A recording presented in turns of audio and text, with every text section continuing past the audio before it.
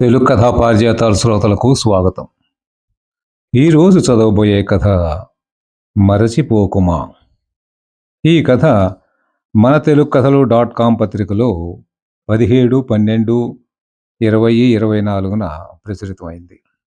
రచనా పఠనం ఎంఆర్వి సత్యనారాయణమూర్తి.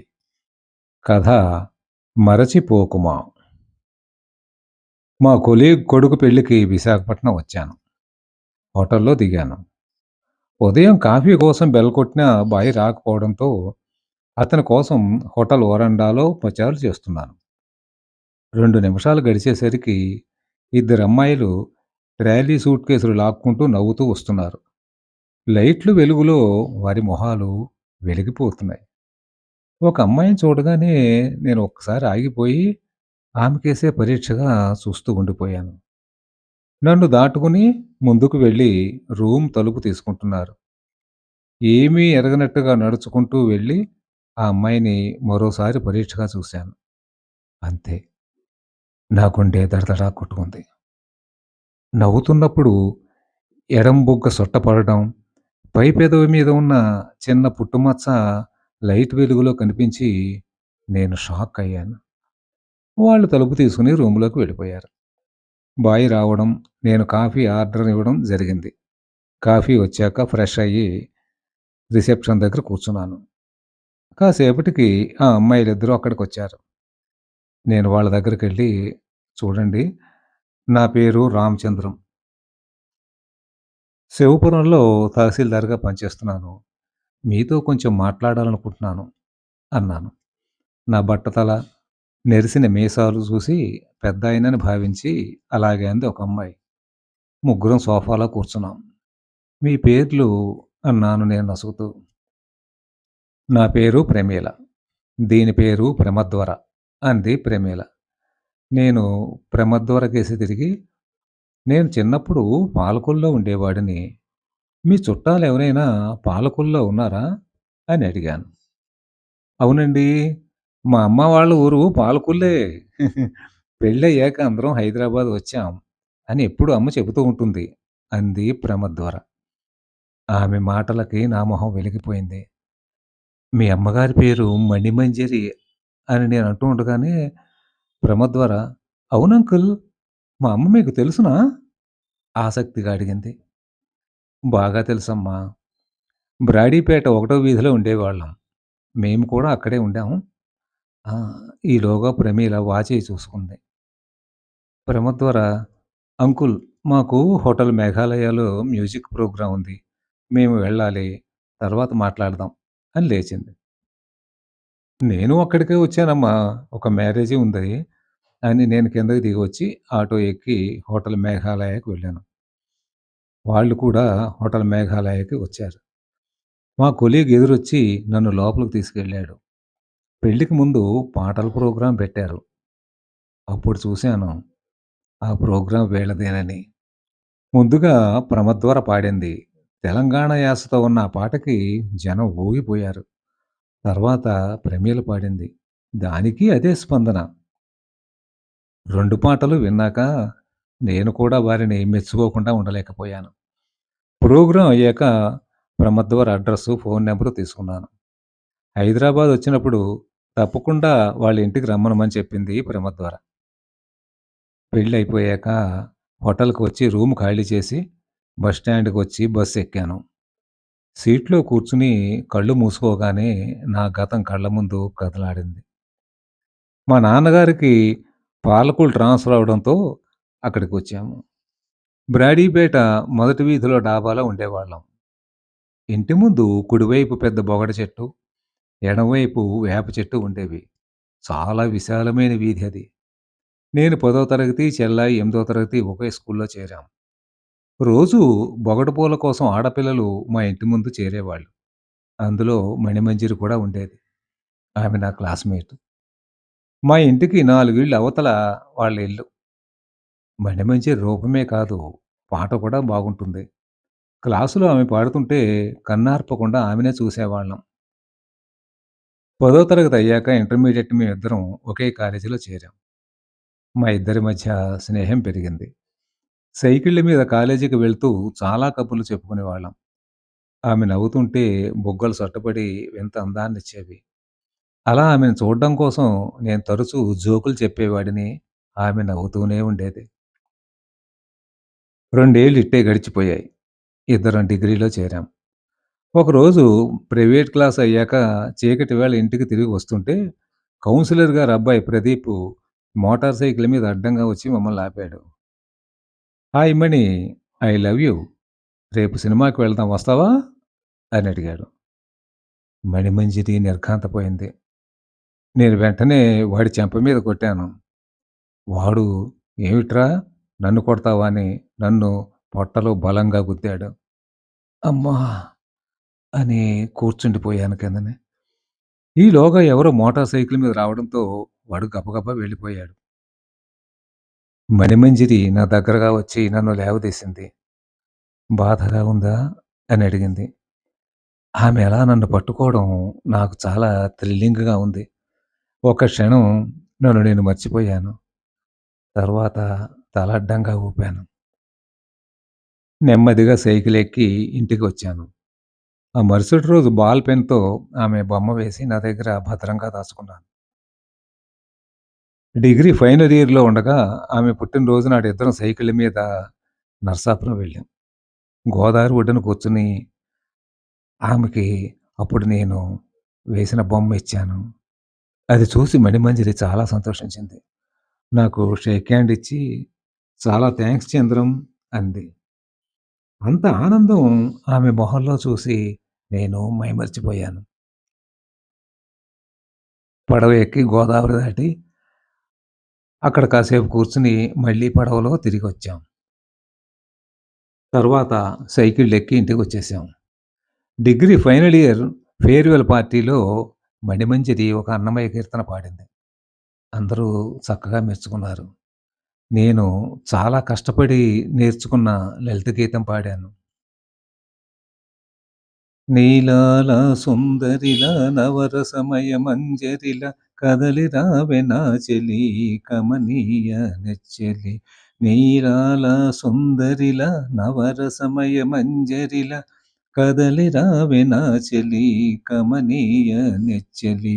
ప్రియతమా ప్రియతమా ప్రియతమా ప్రియతమా మరచిపోకుమా మరచిపోకుమా.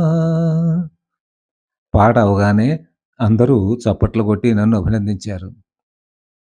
పరీక్షలయ్యాక ఒకరోజు మణిమంజరి నా దగ్గరకు వచ్చింది. చూడు చంద్రం, నిన్ను నేను ఒక ఫ్రెండ్‌లా చూశాను.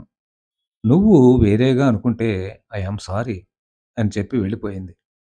ఆ రోజు నా మనసు దిగులుగానే ఉంది. చాలా అప్సెట్ అయ్యాను. ఆ తర్వాత నేను పీజీ చేయడానికి విశాఖపట్నం వెళ్ళడం, మణిమంజరి పెళ్లి చేసుకొని హైదరాబాద్ వెళ్ళిపోవడం జరిగింది. ఇన్నాళ్లకు మళ్ళీ ప్రమద్వరను చూడడంతో మణిమంజరి గుర్తుకు వచ్చింది. కండక్టరు శివపురం, శివపురం అని పిలవడంతో బస్సు దిగి మా ఇంటికి వెళ్ళాను. 2 నెలలు గడిచాయి. మా ఆవిడ వాళ్ళ ఫ్రెండ్ కూతురు పెళ్ళని విజయవాడ వెళ్ళింది. 2 రోజుల వరకు రాదు. నేను కూడా మా ఫ్రెండ్‌ని చూసి వస్తానని చెప్పి హైదరాబాద్ వెళ్ళాను. మర్నాడు ఉదయమే ప్రమద్వర చెప్పిన అడ్రెస్‌కి వెళ్ళాను. కాలింగ్ బెల్ కొట్టగానే ప్రమద్వరే వచ్చి తలుపు తీసింది. హాయ్ అంకుల్, లోపలికి రండి అంది. వెళ్ళి కూర్చోగానే వాళ్ళ అమ్మని తీసుకొచ్చింది. అమ్మా, నీతో చెప్పడం మర్చిపోయాను. మొన్న వైజాగ్ వెళ్ళినప్పుడు ఈ అంకుల్ కనిపించారు. నువ్వు తెలుసు అని చెప్పారు అంది ప్రమద్వర. నన్ను చూడగానే మణిమంజరి ఆశ్చర్యపోయింది. తర్వాత నవ్వుతూ బాగున్నావా చంద్రం? ఎక్కడుంటున్నావు? అని అడిగింది. శివపురంలో తహసీల్దార్‌గా పనిచేస్తున్నాను. నువ్వు బాగున్నావా? అడిగాను నేను. ప్రమద్వర ఫ్రెండ్ ఇంటికి వెళ్ళాలని బయటికి వెళ్ళింది. లోపలికి వెళ్ళి కాఫీ పట్టుకొచ్చింది మణిమంజరి. ఇద్దరం కాఫీలు తాగాం. మీ వారు ఏం చేస్తారు? లోపల ఉన్నారా? ఆసక్తిగా అడిగాను నేను. నా మాటలకు దీర్ఘంగా నిట్టూర్చింది. చంద్రం, మనిషి జీవితం ఎప్పుడు ఎలా మారుతుందో ఎవరూ చెప్పలేరని అంటారు. అది నా విషయంలో నిజం అయింది. నా పెళ్లి గురించి కంగారు పడి మా అమ్మ తమ బంధువుల అబ్బాయి అశోక్‌తో నా పెళ్లి జరిపించింది. ఆయన ఓ ప్రైవేట్ కంపెనీలో మేనేజర్. పెళ్లయిన కొంతకాలం బాగానే ఉన్నారు. ఆ తర్వాత ఆయనకు డబ్బు పిచ్చి పట్టుకుంది. దానికి నా అందాన్ని వాడుకోవాలని చూశారు. మణి, నీ అందం ఇలా వేస్ట్ అయిపోవడం నాకిష్టం లేదు. మోడల్‌గా చెయ్యి. ఆ! లేదా సినిమాలకు ప్రయత్నించు. నేను కూడా సహకరిస్తాను అని పోరు పెట్టేవారు. నాకు అటువంటివి ఇష్టం లేదు. సింగర్‌గా ప్రయత్నిస్తాను అని చెప్పాను. హ్మ్. దాని వలన ఏదో కొద్ది డబ్బులొస్తాయి కానీ, కోట్లు రావు కదా! మన అమ్మాయికి చాలా గొప్ప భవిష్యత్తు ఇవ్వాలి. దానికోసమైనా నువ్వు ఒప్పుకో అని అన్నారు. దానికి నేను ఒప్పుకోలేదు. చివరికి నన్ను శారీరకంగా హింసించడం మొదలుపెట్టారు. ఆ దెబ్బలు భరించలేక ఆయన నుంచి విడాకులు తీసుకున్నాను. అప్పుడు ప్రమద్వరకి 6 ఏళ్ళు. అప్పటినుండి ఓ ప్రైవేట్ స్కూల్‌లో సంగీతం టీచర్‌గా పనిచేస్తూ ఎంతో కష్టపడి ప్రమద్వరని పెంచాను. తనకి డిగ్రీ అయ్యింది. మ్యూజిక్‌లో ఎంఏ కూడా చేసింది. నా తండ్రి నా తల్లిని పెళ్లి చేసుకుంటానని మోసం చేసి వెళ్ళిపోయాట. మా అమ్మ ఎప్పుడూ బాధపడుతూ ఉండేది. ఇప్పుడు నా పరిస్థితి ఇలా అయింది. నా కూతురికి అటువంటి స్థితి రాకూడదని కోరుకుంటున్నాను అంది బాధగా. ఆమె కళ్ళ నుండి అశ్రువులు జలజలా రాలాయి. నన్ను కాదన్నా తను పెళ్లి చేసుకుని సుఖంగా ఉంటుందని అనుకున్నాను. కష్టాలకు ఎదురీదుతూ చాలా ఇదిగా ఉందని చెప్పేసి తెలుసుకుని బాధపడ్డాను. చూడు మణి, దిగులు పడకు. నీకు ఏ విధమైన సహాయం కావాలన్నా నేను చేస్తాను అన్నాను అనునయంగా. నా మాటలకి ఆమె మొహం కొంచెం ఆనందంగా వెలిగింది. నిజంగానా చంద్రం? మర్చిపోవుగా? అంది ఆమె. మర్చిపోను. తప్పకుండా నీకు సాయం చేస్తాను అన్నాను. ఆ రాత్రే బయలుదేరి శివపురం వచ్చాను. ఒక ఏడాది గడిచింది. ఒకరోజు మా కెమిస్ట్రీ హెడ్ రాజారావు గారి నుండి ఫోన్ వచ్చింది. నీతో అర్జెంటుగా మాట్లాడాలి. వైజాగ్ రమ్మనమని. వెంటనే బయలుదేరి వైజాగ్ వెళ్ళాను. నేను పీజీ చదివేటప్పుడు ఆయన మాకు గురువు. లోపలికి వెళ్లి చూస్తే మంచానికి బల్లిలా అతుక్కుని నీరసంగా ఉన్నారు. నేను రాగానే పిల్లల్ని గది బయటకు పంపేశారు. చంద్రం, నువ్వు నాకో సాయం చేయాలి. గుంటూరులో నేను లెక్చరర్‌గా పనిచేసేటప్పుడు కమలని ప్రేమించాను. పెళ్లి చేసుకోవాలని ఇద్దరం అనుకున్నాం. వైజాగ్ వచ్చి మా తల్లిదండ్రులకు ఆ విషయం చెబితే కుదరదన్నారు. వెంటనే మా నాన్నగారు చెల్లెలి కూతురుతోటి హడావిడిగా నాకు గుళ్ళో పెళ్లి చేసి ఆమెను నాతో గుంటూరు పంపేశారు. అప్పటికే గర్భవతి అయిన కమల ఈ విషయం తెలుసుకుని ఊరు వదిలి వెళ్ళిపోయింది. చాలా కాలం నేను కమల కోసం వెతికాను. కానీ ఫలితం లేకపోయింది. ఆహా! ఇదిగో ఆవిడ ఫోటో. నీకు ఈవిడ కనిపిస్తే తప్పకుండా సాయం చెయ్యి. మర్చిపోవుగా? అని నా దగ్గర వాగ్దానం తీసుకొని ఒక ఫోటో నా చేతిలో పెట్టారు మా గురువుగారు. నేను బయటకు వచ్చి ఆటో ఎక్కి బస్ స్టాండ్ వచ్చి శివపురం వెళ్ళే బస్సు ఎక్కాను. సీట్‌లో కూర్చున్నాక జేబులోంచి ఫోటో తీసి చూశాను. వెంటనే ఆశ్చర్యపోయాను నేను. అది మణిమంజరి వాళ్ళ అమ్మగారి ఫోటో. ఆ!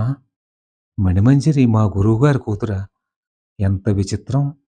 దారి పొడవునా ఆలోచించి ఒక నిర్ణయానికొచ్చాను. మర్నాడు ఉదయమే చెన్నైలో ఉన్న మా మేనల్లుడికి ఫోన్ చేశాను. "కార్తికేయ, నీకో మంచి సంబంధం చూశానురా. అమ్మాయి ఫోటో వివరాలు పంపుతున్నాను. నీకీ సంబంధం నచ్చుతుందని అనుకుంటున్నాను నేను" అని చెప్పాను. "అలాగే మావయ్య, నీ మాట కాదనను. అయినా ఫోటో వివరాలు పంపు" అన్నాడు కార్తికేయ. వాడు ఒక మల్టీనేషనల్ కంపెనీలో మేనేజర్‌గా 80,00,000 ప్యాకేజీలో ఉన్నాడు. ప్రమద్వర ఫోటో వివరాలు వాడికి పంపాను. మర్నాడు ఉదయం వాడి దగ్గర నుంచి ఫోనొచ్చే వరకు నాకు టెన్షన్‌గానే ఉంది. ఉదయం ఫోన్ చేసి కార్తీకు, "మావయ్య, ఈ అమ్మాయి నాకు నచ్చింది. నీ ఇష్టం. నువ్వు ముందుకు వెళ్ళి మిగతా ప్రయత్నాలు చెయి. పెళ్లి చేసుకుంటాను" అని అన్నాడు. ఇప్పుడు నా మనసు ప్రశాంతంగా ఉంది. నా స్నేహితురాలికి నా వల్ల చిన్న సహాయం జరుగుతోందని. కథ సమాప్తం. కథ నచ్చితే లైక్ చేయండి, షేర్ చేయండి, సబ్స్క్రైబ్ చేయండి. ధన్యవాదాలు.